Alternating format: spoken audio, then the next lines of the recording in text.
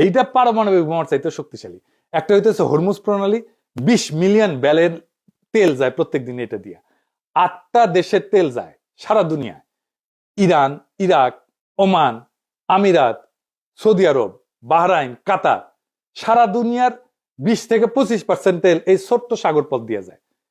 এইটা ইরানের নিয়ন্ত্রণে। সৌদি, কুয়েত আর কাতারের 90% তেল এই রাস্তায় যায়। আর একটা হইতেছে ইয়ামেনের পাশে আর একটা গুরুত্বপূর্ণ প্রণালী আছে, তার নাম হচ্ছে বাব এল মানদেব।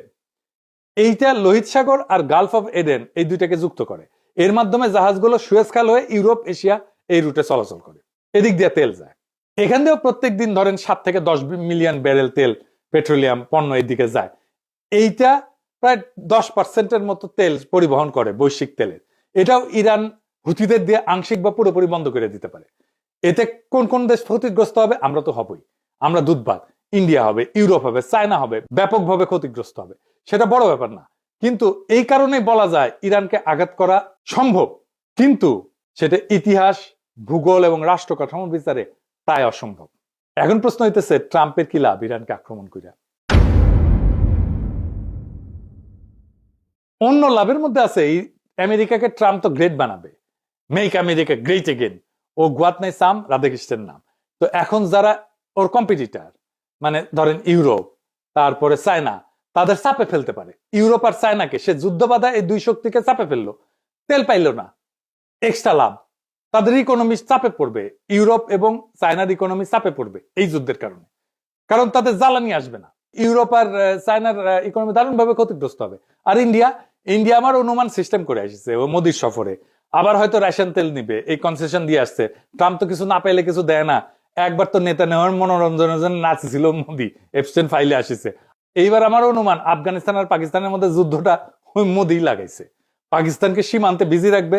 এখন তালেবান আর ইন্ডিয়া তো জিগরি দোস্ত, পাকিস্তান যেন কোনোভাবে আর এইদিকে নজর দিতে না পারে, সাহায্য করতে না পারে ইরানের। সে তো আবার ইরানের বন্ধু। আবার ভারতীয় রাষ্ট্রায়ত্ত company India ports global limited, সে ইরানের চাবাহারের শহীদ বেহেশতি টার্মিনাল পরিচালনা করে। ভারত সেখানে ক্রেন, কার্গো হ্যান্ডলিং এই সমস্ত ইকুইপমেন্ট বসাইছে। এখান থেকে কোনো গোয়েন্দা তথ্য নিতে পারে। এই পোর্ট হয়তো তাদের কাজে লাগতে পারে ইসরায়েলের। ইরানের এই পোর্ট ম্যানেজমেন্টের দায়িত্ব তো উচিত হয় নাই দেওয়া ইন্ডিয়ারে, ইরানের। ওরা দেওয়ার সবার বেশি বুঝে। আবার ওমানের ডোকোমেও একটা পোর্ট আছে যেখানে লজিস্টিক অ্যাক্সেস আছে, মেইনটেনেন্স অ্যাক্সেস আছে ইন্ডিয়ার। এটা আবার হরমুজ প্রণালীর জাস্ট বাইরে। ফলে পারস্য উপসাগরের উত্তেজনা হইলে বিকল্প অপারেশন পয়েন্ট হিসেবে এটা কাজ করতে পারে। হয়তো ইন্ডিয়া এই পোর্টগুলো থেকে কোনো সাহায্য দিবে ইসরায়েলকে, আমেরিকাকে, হইতে পারে গোয়েন্দা তথ্য বা লজিস্টিক্স। ইরান হয়তো সামরিক দিক থেকে দুর্বল, কিন্তু ইরান কোনো ফাঁকা মরুভূমি রাষ্ট্র না।